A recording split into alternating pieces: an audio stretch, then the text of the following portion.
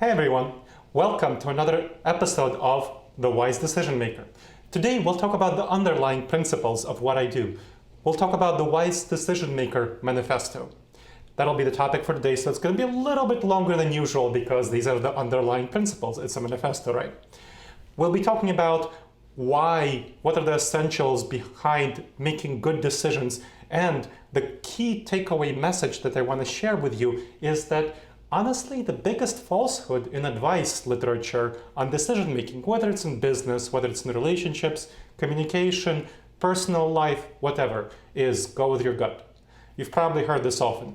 Be authentic, or some variants of it like be authentic, go with your gut, follow your instincts, trust your heart, something like that.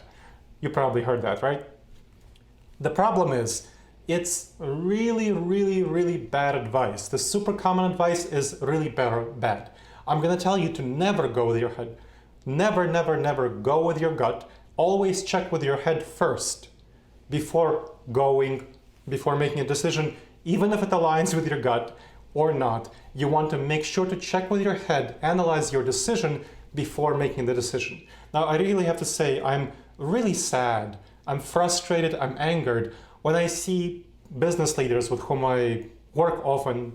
Usually these are not the people with whom I work, but when I see business leaders in the news and just around me, folks I know, who make really bad decisions and bring down their careers and even bring down profitable companies because they choose to go with their gut. It's really sad, it's really frustrating. They trust some fire-walking guru seminar where they went and then they came back and they start going with their gut and they make really bad decisions. Or they trust their intuitions from earlier in their careers when their intuitions were a little bit more aligned with reality. We'll talk about why they were more aligned with reality earlier in their careers, but not later. So this is a big problem, people going with their gut. And I want to tell you to never go with your gut. This might seem a little bit extreme to you that I tell you this, but stick with me. I think you'll hear what I'm saying. I think you'll understand why I'm telling you to never go with your gut, or so by the end of the video, or so my gut tells me. All right, so let's talk about why we should never go with your gut, why you shouldn't, and why I shouldn't either.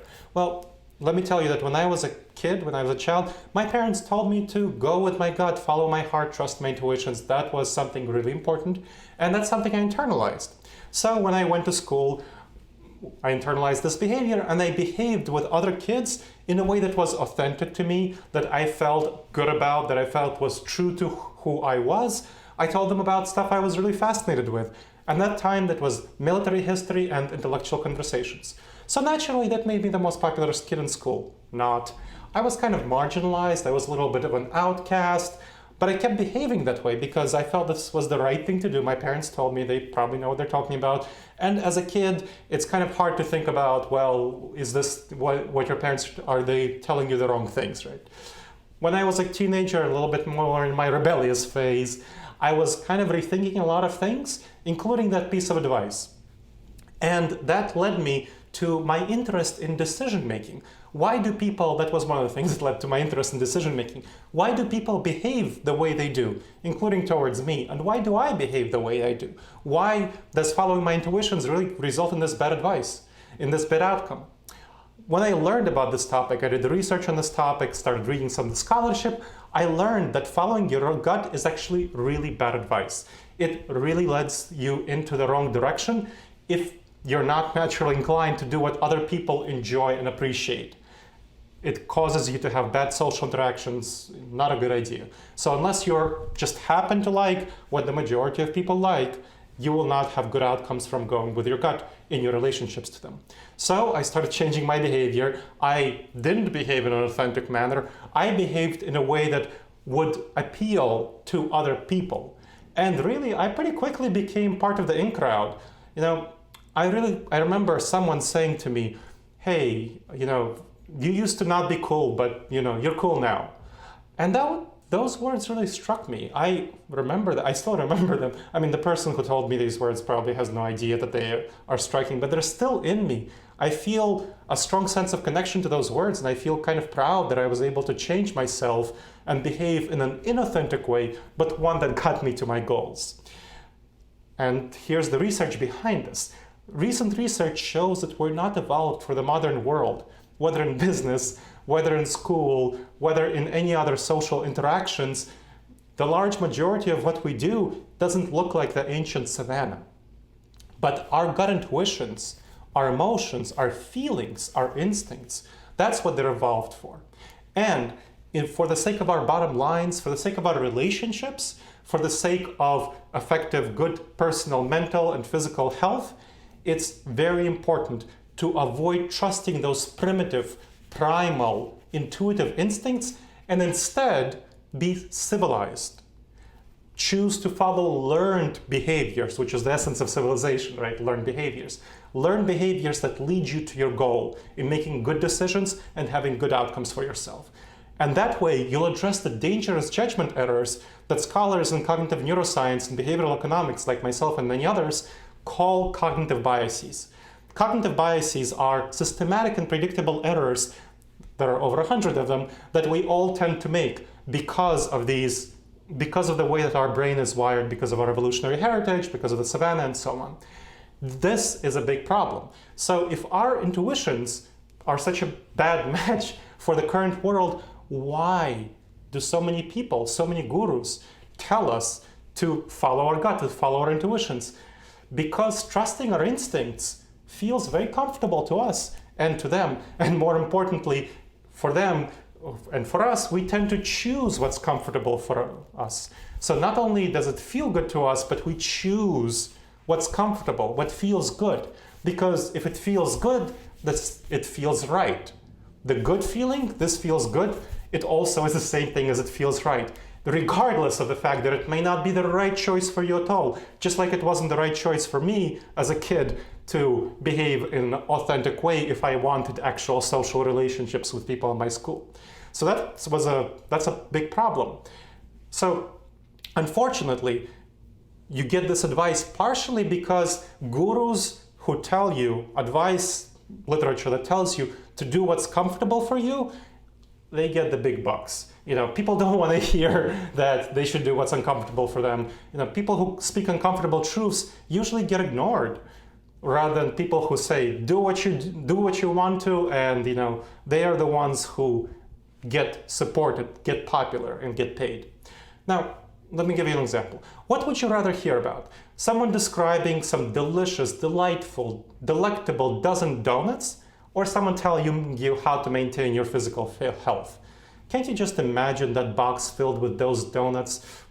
They're so delicious. That Boston cream pie, that's my favorite actually. Chocolate glazed donuts, I like those too. Strawberry jelly, custard, chocolate sprinkles, lemon cream, that's nice one there. So delicious, I'm making myself hungry.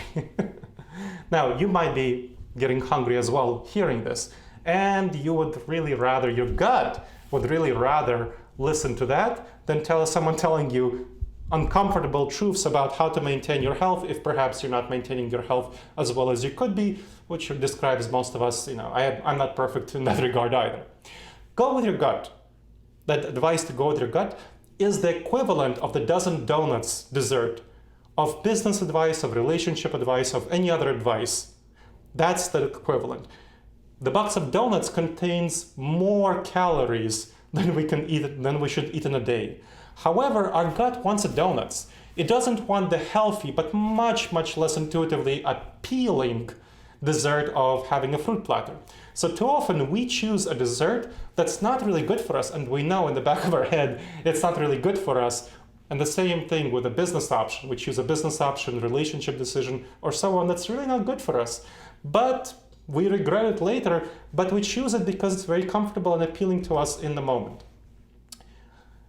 In the ancient savannah, why is this important? Well, why do we choose to get the dozen donuts? In the ancient savannah, which is where our gut is adapted for, it was crucial to eat as much sugar as possible. That's what enabled us to survive. Our gut reactions still push us to eat as much sugar as possible, regardless of the fact that it's not very good for us. So regardless of this harm in the modern world. And at the core, making a business decision based on gut reactions is like eating a dozen donuts instead of the fruit platter. Unfortunately, many business decisions that are like this, going with your gut, are actually much worse than eating a dozen donuts instead of a fruit platter. So at this point, you might be hesitant about what I'm saying. You might tell yourself, hey, I've had a lot of advice in my business, in my relationships, my personal life, following my gut intuitions. So great for you. Now, unfortunately, the term gut reactions is a very fuzzy concept. It's not clear. It describes both very useful and very trustworthy behaviors that we've developed and quite harmful tribal primal reactions. So, for example, there are a lot of counterintuitive behaviors that you might have learned. You might have learned how to delegate effectively without micromanaging. That's a really hard behavior to learn. It's very unintuitive to us, but you learn that. You might have learned how to manage your time effectively. That's a really hard behavior to learn. Can you think about it? It's not intuitive at all to manage our time effectively. Maybe you learned how to hear a sales pitch and immediately recognize whether it's good for you or not. That's a hard behavior. It's not intuitive at all. Maybe you learned to not interrupt your spouse when they're speaking. That's a very unintuitive behavior for us as well. So all of these non-intuitive behaviors are behaviors that you have learned over time. And your decisions in these areas might be very quick, might be very intuitive and very accurate. You might feel in your intuitions that you're going with your gut, but what you are essentially doing is following a pattern of learned behaviors that you've internalized, and you've turned them into the equivalent of instincts. Just like you learned how to drive a car. Right now, you're not thinking about how to drive a car, you're just driving it. You're driving it automatically. And that's good, it's bad to think about all the ways that we're driving a car. So those instincts are quite trustworthy. Now, think about it. You wouldn't let someone drive a car without taking a driving course, would you? Of course you wouldn't. But business leaders don't go for a decision-making course and get a decision-making license in order to go up in their positions of authority and become decision makers from the basic level to a position of authority, and then from that position of authority to an even higher and higher authority. They simply observe other leaders do what they do, and they internalize the behaviors of those leaders, both bad behaviors and good behaviors. Unfortunately, what happens in our minds is that we can't tell the difference emotionally. We can't tell the difference between tribal behaviors, ones that are instinctive and have come from the savannah, and behaviors that result from healthy, learned patterns where we make very quick and very accurate and very effective decisions. It can feel just as intuitive to grab another donut as it can feel to delegate your decisions effectively, to delegate effectively to a subordinate, or to not interrupt your spouse while you're talking to your spouse. That's why you should never go with your instincts, and you should never go with your gut. Instead, you should evaluate whether each internal impulse you get is coming from a place of accurate, learned, effective knowledge, or if it's coming from a new area where you don't have a history of making quick, effective, critically important decisions, or even not critically important, but just quick and effective decisions. If you don't have a history of making those decisions, or if you don't have a history of making necessarily accurate decisions, then you don't want to trust that instinct. We often feel, this just feels right, or this just doesn't feel right. Don't trust that instinct. It's often going to be based on the savannah environment. It might well be one of the over 100 dangerous judgment errors that we call cognitive biases that we tend to make as human beings. So what you want to do is verify with your head, analyze the situation rather than going with your gut. Even in cases where you think you can rely on your intuition, it's best to just slow down and take the time to check with your head to analyze the situation and make sure that you're making the best decision for each situation. And of course, it's a minor decision. You don't take too much time to think about it. If it's more of a major decision, you want to take more time to think about this. Now, I'll give you an example where it might feel that you know a lot about a situation and you can trust your instincts, but it might seem surprising that you actually can't. So let's say you know someone for a while and you know them pretty well, you have an accurate read on them. And you get together with them, you're, let's say, a business collaborator, and you get together with them one day and they seem really weird, they seem really hesitant, they're shifty, they're uncomfortable, they seem stressed. And the usual response to that, according to extensive literature on deception, lying, and so on, is to simply not trust that person and say, okay, I'm not trusting what this person is saying. That's just, bad. What actually happens in reality is that this person might have just gotten some bad news. Their spouse might have been in a car accident and they're worried about what's happening in that situation. Or they might have gotten some really bad business news. Their critical supplier might have pulled out and they're worried about what to do. They're still having the meeting with you. So you shouldn't prejudge in those situations. In fact, there's extensive research, and you'll be surprised by this, showing that the CIA, the FBI, various police agencies, and the NSA, they really can't, the security officers, the officers who work there, can't tell whether somebody is lying or not. They score about as well as dart-throwing chimpanzees on determining whether someone is lying or not. The only agency, actually, United States, whose officers can really determine whether someone is lying or not, statistically significant probability, is the Secret Service. So FYI. So if the CIA can't do it, you probably are not going to be that great at doing it either. So you want to decrease your confidence in knowing whether someone's lying. I'll give you another example. Think about market changes. This is one of the biggest causes that brings down successful careers and large companies, successful companies, failing to notice important shifts in the market contexts. In those cases, your extensive experience in the market, your success, right, your successful career, your successful business is actually causing you to make the wrong decisions. You're kind of like a fish out of water. You're making decisions based on a context that's not true anymore. So it will cause you to miss crucial new threats and new opportunities. It'll be really bad for you. You don't want to do that. It may bring you to, in fact, and has brought many people to ruin because more nimble competitors, younger people who haven't been in your business for as long, but who can observe the shifting market, or newer companies that are more nimble than your existing large business, are able to adapt to the market shift much more carefully, much more quickly than you can. So that's another example, one from relationships and one from broader strategy. I'm going to tell you something that might make you feel uncomfortable, even more comfortable, is that traditional business strategic advice meant to address these things is really, it doesn't work very well. Let's just say it that way, because it doesn't take into account the judgment errors that we tend to make as human beings. I'll give the most prominent example here is SWOT, where a group of business leaders tries to figure out the strengths, the weaknesses, the opportunities, and the threats facing their organization or the project.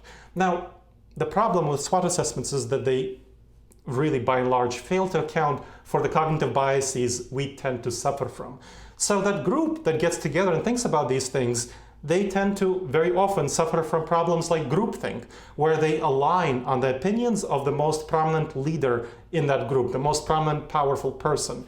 And as a result, their assessments of strengths, weaknesses, opportunities, and threats just happens to be the same as that person's, as opposed to getting their various opinions together and figuring out the actual strengths, weaknesses, and opportunities and threats. That's just one of the many problems with SWOT, and I can name many others.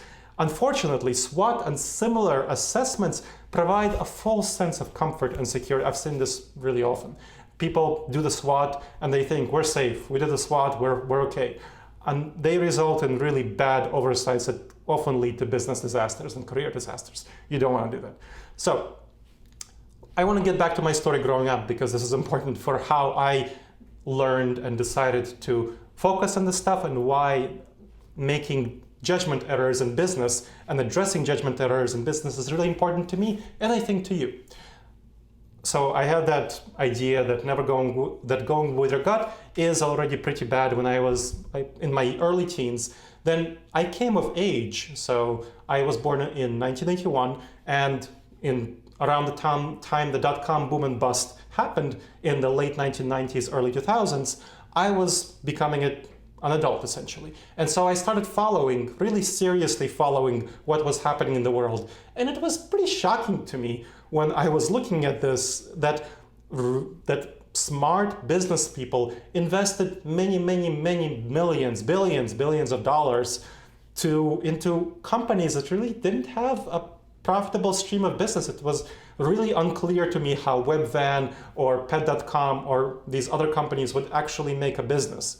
Many of them were, they would say they're ahead of their time, but that means that they're not profitable and they wouldn't be profitable for another 2 decades or something like that. It was a really bad situation. And so when the bust happened, a lot of people lost millions and billions of dollars. That was very sad for me to see. What was even more frustrating were the accounting scandals that were happening. Oh God, that was incredibly frustrating. The accounting scandals with Enron, Tyco, and WorldCom, that was really terrible, where prominent top-of-the-line business leaders were engaging in scamming investors through fraudulent market practices, through reporting false profits. They used illegal accounting practices in order to cover up their losses from the dot-com boom and bust. So that was what was happening. Now, this was far from all business leaders. The large majority of business leaders at that time were quite ethical. They honestly reported their losses. But unfortunately, these huge top companies, WorldCom, Tyco, Enron, they used fraudulent practices to cover up their losses. Now, these leaders, the leaders of these companies, they must have known that their crimes would have been discovered eventually. They must have known that they would receive huge financial penalties and go to jail, as many of them did, for their crimes. But they still kept committing their crimes. It seems irrational on the face of it. Why would they do that? Why would they risk their reputations and their lives, the jail sentences, to do so? Well, the best explanation for this seemingly irrational behavior comes from them following their gut, comes from them choosing the dozen donuts instead of the fruit platter. So it's not like just to be clear, it's not like they needed the money. They got 1 more year of huge salaries, right? They didn't need the money. They had plenty of money already. They had plenty of money in their bank accounts. They still do. What happened based on later investigations into the machinations, into their motivations, is that their increasingly desperate lies and scamming of many investors, including largely people who were working in these companies whose retirement accounts were destroyed. It came from them not wanting to be seen as failures. They didn't want to be seen as failures in the eyes of fellow peer business leaders. That was the biggest motivation. Not wanting to be seen as failures, wanting to be seen as winners as opposed to losers. Now, I coach and consult with a lot of business leaders, and I have conversations with them. And this fear of failure is one of the biggest drivers of business leaders. One of their biggest things that causes them to function, that causes them to wake up, go to work in the morning. They do not want to be seen as losers. They want to be seen as winners. And money is just a measure of comparing who is a bigger winner and who is not. They have way more than enough money to live on. Money is just a means of keeping score of who is the winner and who is not. Their identity, their ego is very often tied into being seen as a winner and not being seen as a loser. Their social status is tied to it. If they were losers, if they became losers opposed to winners, for many of them, it would really be an intolerable blow to their sense of identity, to their sense of self, to their sense of who they are. Have you ever felt that way? Can you empathize with them? Now, think about it. Regardless of your social station, what would it be like for you if your peers saw you as a loser? Imagine their side glances when they think you're not looking. Imagine what they would say about you behind your back. Imagine when they're thinking about you, that they're shaking their head and thinking, how far that person fell from what a high position. Can you imagine yourself doing something that you otherwise wouldn't to prevent that situation? I think some of you can. I think some of you can. This is a drive to win. It's one of our primal instincts. It stems from the savannah instinct to climb to the top of the social tribal hierarchy, because that guaranteed survival and procreation for us, survival and for our children to spread. So that was really important. It remains one of our most potent motivators, most powerful motivators, far from all of us, but for the people who tend to become business leaders, it really is. For people who tend to get ahead, this ambition, drive to win, it becomes a very potent motivator. It does a lot of good. When harnessed to good social outcomes, it does a lot of good. I have to say, it does a great deal. I'm ambitious. I want to win. I'm sure many of you do as well. But unfortunately, it can also lead to a lot of damage, a lot of evil, as it did with Enron and Tyco and WorldCom and the Ponzi schemes, Bernie Madoff, all of that. It can lead to terrible outcomes with a great deal of suffering. Now, why do I care about suffering? Well, my ethical, moral code is utilitarian. So I care a great deal about doing the most good for the most number. That's what being utilitarian means. Utilitarianism, that's what it's about. So being utilitarian, I want to prevent suffering. I really, really, really want to prevent suffering.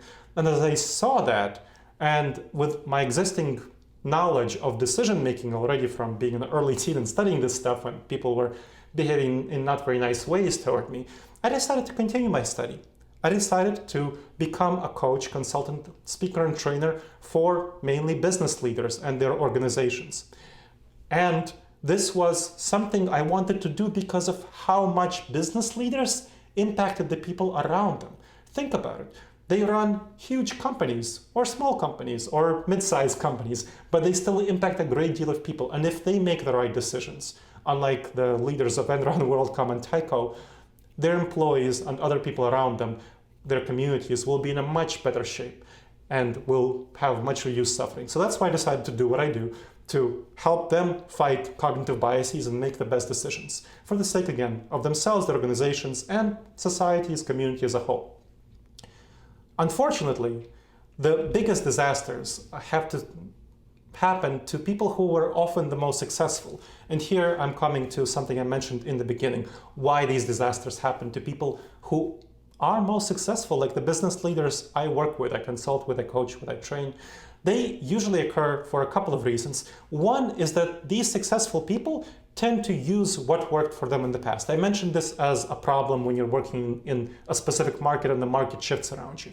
It also happens when your context shifts without the market shifting, but your context shifts. Let's say you go from one company to another, and you tend to do, you go from being the CEO of one company to the CEO of another, or the COO of, or the CFO, or the CFO of one company to the COO or the CFO of another company.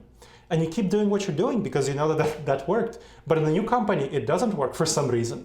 And you don't intuitively understand that what you're doing is not working because you have a strong sense of confidence that you know what the right thing is to do, which is what worked in the past. Or if you get promoted from a lower level position to a higher level position. Let's say you're a lower level manager and you're promoted to a higher level managerial position. That's another context shift. So many people, you might have heard of the Peter principle, where people get promoted to the level of their incompetence, basically where they're not given sufficient training and they're promoted because of seniority, their ability to do the previous job, not their new job. So that's one problem. They get put in a new context without sufficient training, they don't succeed. Another problem of that promotion, higher level, is that they get cut off. Increasingly get cut off from sources of information on which they could rely on and which they could trust. The higher up in an organization you go, the less reliable information becomes. It's just the case. Unless you really fight this hard in your organization, it's just going to be the case that the reports that go up are going to be less reliable, they're going to look better than they are. Because people don't want to share negative information and pass it up the chain of the hierarchy chain, because you have the shoot the messenger effect, which is one of the cognitive biases, also called the mum effect, where people who convey negative information up the chain of command are punished for it. It's a big problem. It happens very often. And this tendency explains why people who are successful at a lower level fail when they get promoted to a higher level, or people who are successful in one company fail when they go to another company. And that's something to really watch out for. And so if you learn about these dangerous judgment errors, however successful you are right now, you're going to be head and shoulders above others who have not learned about these dangerous judgment errors. And especially if you learn about the specific steps you need to address them. Learning about these dangerous judgment errors, to use the previous metaphor, is like learning that you should eat healthy things. Well, gee whiz, right? Who cares that you should eat healthy things? Now, it's important knowledge to have. It's important knowledge to have that you should eat healthy things, that you will get fat and you will get obese and you'll have various health problems if you eat unhealthy things. But if you don't have the specific healthy things that you need to eat and what you need to avoid, then you're going to be in a lot of trouble. You're not actually going to be able to accomplish your goal of eating healthy things. And learning about the specific techniques that I talk about in the Wise Decision Maker Manifesto and many other places in my content to address cognitive biases is what you'll need to do in order to take the steps to address these dangerous judgment errors. Now, I'll also strongly encourage you to spread this information into your workplace. Other people in your workplace might not intuitively appreciate immediately the information that you shared, because many of them will trust advice to go with their gut. They heard it all often. It will take a lot of time, a lot of exposure to this new information to change their ways. But keep at it. They will really appreciate it in the end, and you can forward them the Wise Decision Maker Manifesto and other content that I create to help them understand why it's important to change their behavior and go with strategies that are not intuitive, that are uncomfortable. Now, this is something that my personal code of ethics, utilitarianism, impels me to spread. And I hope you will help other people who you care about avoid suffering the consequences of dangerous judgment errors as well. And I hope that you will spread this information. Here's the key takeaway from all of this. The choice that feels most comfortable to your gut is often the worst decision for your bottom line. Far from always, but often. That's why you should never, never, never simply go with your gut, and you should always check with your head. And there are lots of strategies that you can adopt. Effective strategies, but they're counterintuitive, they're uncomfortable, but they're highly profitable. Highly profitable for your bottom line, for your relationships, for your health. That's what will help you avoid disasters and maximize your success by making the best decisions possible.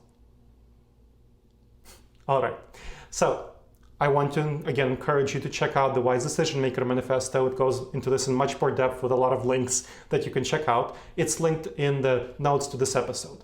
My goal, as always, is to provide you with extremely high value in helping you avoid threats and seize opportunities and solve various problems that you might be experiencing to make the best decisions. I hope I've been able to do that by talking about the underlying principles of why you should never simply go with your gut and you should always check with your head. And I want to ask you, now that you've watched this, what do you think about the dangers of going with your gut? Share about this in the comments section. And if you like this episode, please click like and share it with others who you want to help avoid decision disasters. Make sure to click subscribe so that you don't miss any content on these effective, counterintuitive, uncomfortable but highly profitable strategies to avoid decision disasters. And you can learn much more in my book on this topic. Unsurprisingly, it's titled Never Go With Your Gut: How Pioneering Business Leaders Avoid Disasters and Make the Best Decisions. The best free resource I can offer on this topic, if you're not able to get my book at this time, is to sign up for my Wise Decision Maker course. It's, again, linked in the show notes. I hope to see you on the next episode of Wise Decision Maker, and wise decisions to you, my friends.